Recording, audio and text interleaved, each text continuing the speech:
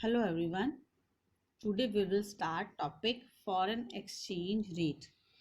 ये चैप्टर 11 है हमारा बेटा, टेक्निकल है और 2-3 बार पढ़ने पर अच्छे से समझ में आएगा, कोई बात नहीं, लेकिन इसको रिपीट करेंगे तो ये क्लियर हो जाएगा। First of all, what is foreign exchange? अपनी डोमेस्टिक करेंसी को छोड़कर जो भी करेंसी हैं वो हमारी फॉरेन एक्सचेंज कहलाती हैं। Foreign exchange refers the currency, the stock of foreign exchange with the country refers to the stock of all foreign currency with the RBI. यानी कि डोमेस्टिक करेंसी को छोड़कर जो भी करेंसीज हैं आरबीआई के अनुसार वो सारी हमारी फॉरेन एक्सचेंज कहलाती हैं। यानी कि इंडियन रुपी को छोड़कर जो भी करेंसीज हमारी हैं वो सारी की सारी हमारी फॉरेन करेंसी कहलाती हैं या फॉरेन एक्सचेंज कहलाती हैं, जैसे कि डॉलर, यूरो, पौंड, येन, दिनार। लेकिन इस लेसन में हम फोकस करेंगे एक मेजर करेंसी के ऊपर, that is dollar. The rate at which domestic currency can be exchanged for a foreign currency is known as foreign exchange rate. The rate at which domestic currency, वो rate जिस पे domestic currency को exchange किया जाता है foreign currency के साथ, उसे हम कहते हैं फॉरेन एक्सचेंज रेट। वो रेट जिस पे हम करेंसी को एक्सचेंज करते हैं फॉरेन करेंसी के साथ, वो एक्सचेंज रेट कहलाता है, फॉरेन एक्सचेंज रेट कहलाता है। For example, if 75 rupees are to be paid by $1, then the exchange rate is $1 is equal to 75 rupees. यानी कि अगर $1 के बदले हमें 75 रुपए भरने पड़ रहे हैं, पे करने पड़ रहे हैं, so exchange rate is $1 is equal to 75 rupees. According to Crowther ने डेफिनेशन दी है एक्सचेंज रेट की, डिफाइन किया है, the rate of exchange measures number of units of one currency which is exchanged in the foreign market for 1 unit of another. एक unit currency के लिए जो हमें दूसरी करेंसी की यूनिट पे करनी पड़ती है फॉरेन मार्केट में, वो हमारी कहलाती है फॉरेन एक्सचेंज रेट। एक करेंसी को खरीदने के लिए फॉरेन मार्केट में जो हमें दूसरी करेंसी को पे करना पड़ता है उसकी यूनिट हमारी कहलाती है, या उन दोनों का जो रेशियो है वो हमारा कहलाता है फॉरेन एक्सचेंज रेट। यानी कि $1 खरीदने के लिए हमने जो पैसा पे किया वो हमारा फॉरेन एक्सचेंज रेट है। Foreign exchange rate measures the number of units of one currency required to exchange with 1 unit of other currency. एक यूनिट ऑफ अदर करेंसी खरीदने के लिए जो हम कोई भी यूनिट पे कर रहे हैं किसी करेंसी की या रिक्वायर्ड है, वो हमारी फॉरेन एक्सचेंज रेट कहलाती है। लाइक एनी अदर प्राइस, जैसे कि बाकी चीजों का प्राइस होता है, exchange rate is also determined by the forces of demand and supply. जैसे बाकी चीजों के prices demand and supply forces define करती हैं, ऐसे ही एक्सचेंज रेट भी कौन डिफाइन करता है? Market forces, demand and supply. Currency depreciation, it refers to the decrease in the value of domestic currency in terms of the foreign currency. It refers to the decrease in the value of domestic currency in terms of the foreign currency. जब foreign currency के refer से जब domestic currency की value कम हो जाती है तो उसे हम कहते हैं करेंसी डेप्रिसिएशन। जब डोमेस्टिक करेंसी की वैल्यू कम हो जाती है तो वो हमारा कहलाता है currency depreciation. It makes the domestic currency less valuable and hence more of its required to buy foreign currency. It makes the domestic currency less valuable, इसका मतलब डोमेस्टिक करेंसी जो है वो लेस वैल्यूएबल हो गई है, उसकी पावर कम हो गई है, और फॉरेन करेंसी जो है उसकी पावर इंक्रीज हो गई है। एग्जाम्पल देखते हैं, $1 इज इक्वल टू 75 रुपीज था, अब करेंसी डेप्रिसिएशन हुआ तो $1 इज इक्वल टू 78 रुपीज हो गया। यानी कि पहले अगर $1 के बदले हमें 75 रुपए का सामान देना पड़ता था, तो अब हमें $1 के बदले 78 रुपीज का सामान पे करना पड़ेगा। यानी कि $1 खरीदने के लिए हमें 78 रुपए देने पड़ेंगे। The above rate implies that the rupees is being depreciated as previously 75 is required rupees is required to purchase $1, but as per the new exchange rate 78 rupees is required to purchase the same amount. The above rate implies that ऊपर वाले example से पता चलता है कि अगर हमें पहले $1 के लिए 75 रुपीज पे करने पड़ते थे, तो अब डॉलर की वैल्यू इंक्रीज होने से या करेंसी डेप्रिसिएशन होने की वजह से हमें $1 के बदले 78 या 78 रुपीज पे करना पड़ेगा. When value decreases exchange rate increases. जब वैल्यू डिक्रीज होती है तो एक्सचेंज रेट हमारा इंक्रीज हो जाता है. फॉर एग्जाम्पल वैल्यू जब 75 से 78 रुपीज हुई तो एक्सचेंज रेट इंक्रीज हो गया. Effects of depreciation. डेप्रिसिएशन के क्या इफेक्ट्स हैं? Depreciation of the domestic country implies that the foreign country can purchase more amount of goods and services.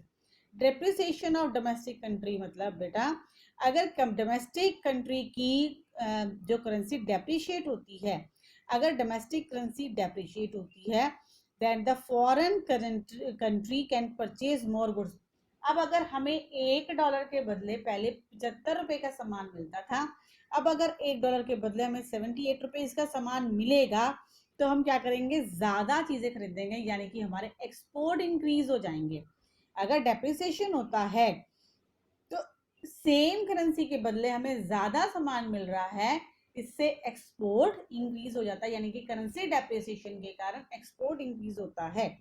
और कई बार फॉरेन एक्सचेंज को इंक्रीज करने के लिए आरबीआई खुद भी क्या करता है? करेंसी डेप्रिसिएशन कर देता है. It makes the export from domestic currency cheaper and hence exports increases. इसका मतलब एक्सपोर्ट फ्रॉम डोमेस्टिक करेंसी से एक्सपोर्ट जो है वो सस्ते हो गए हैं, एंड हेंस एक्सपोर्ट इंक्रीजेस, और एक्सपोर्ट जो है वो इंक्रीज हो जाते हैं. डेप्रिसिएशन मीन्स इंपोर्ट जो हैं वो बढ़ जाएंगे, यानी कि हमारे इंपोर्ट जो हैं डेप्रिसिएशन के कारण एक्सपोर्ट्स जो हैं वो इंक्रीज हो जाते हैं और इंपोर्ट्स जो हैं वो डिक्रीज हो जाते हैं. Currency appreciation. Currency appreciation refers to the decrease the value of domestic currency in terms of foreign currency. It refers to increase the value of domestic currency. जब domestic currency की value increase हो जाती है in terms of foreign currency, तो इसे हम कहते हैं currency appreciation.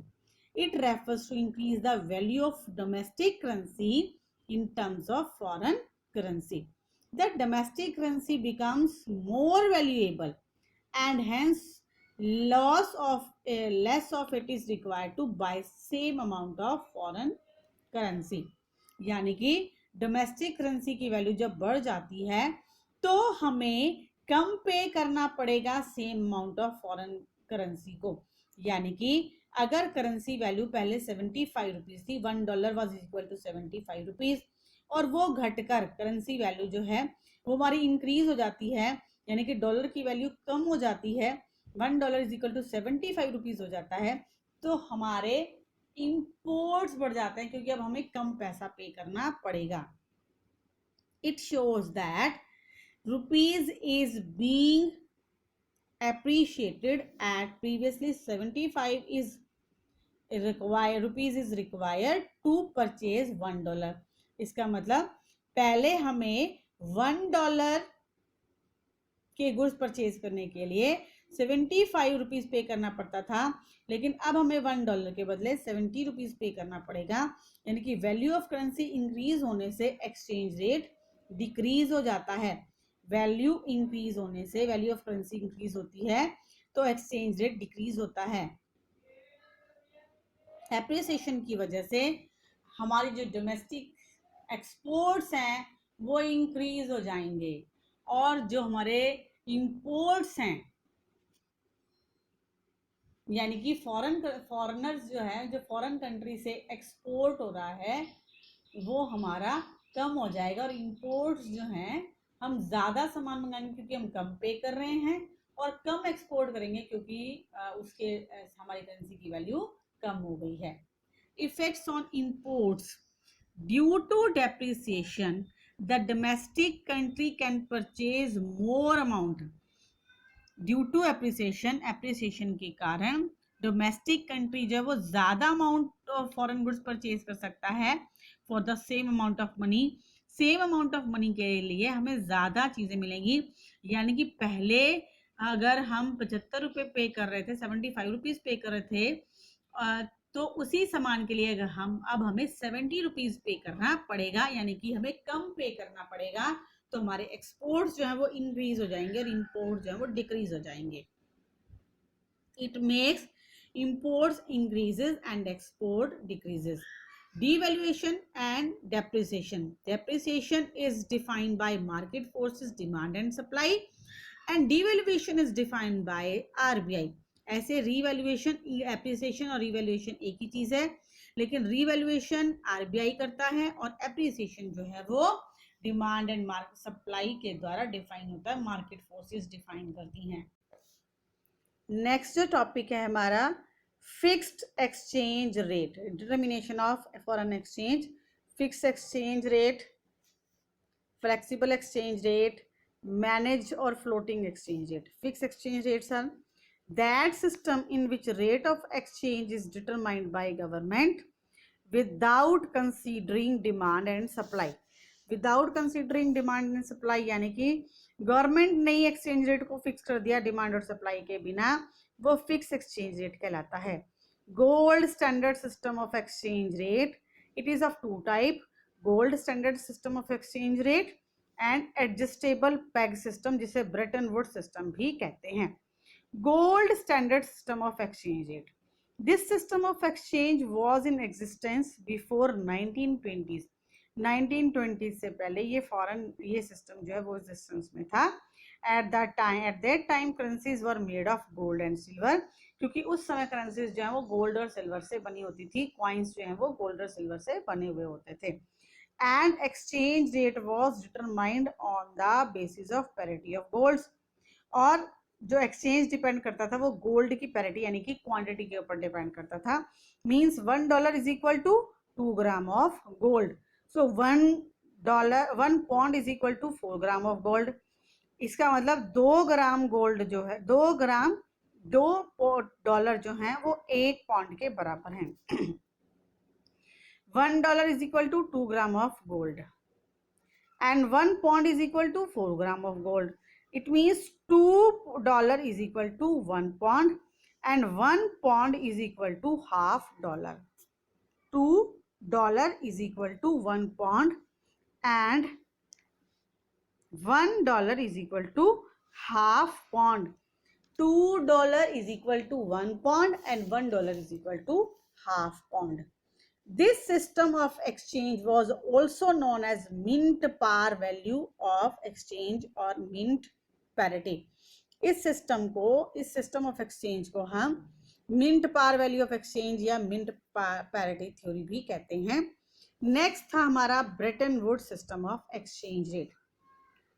After the breakdown of the gold standard system के ब्रेकडाउन के बाद एक्सचेंज रेट जो है वो चेंज हो गया, या after the breakdown of gold standard of exchange rate Brayton Wood system of exchange rate was adopted. Brayton Wood system को अडॉप्ट कर लिया गया। Bretton Woods system is made up of United Nations Monetary Financial Conference. Bretton Woods system का नाम पड़ा है Bretton Wood पर।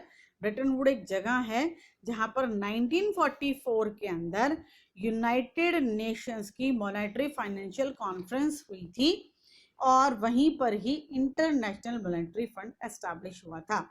According to this system, Bretton Wood system के according adjustment up to some limits will possible. Exchange rate के अंदर कुछ adjustment possible हैं, but it was also known as adjustable peg system, इसीलिए इसे एडजस्टेबल पेग सिस्टम कहा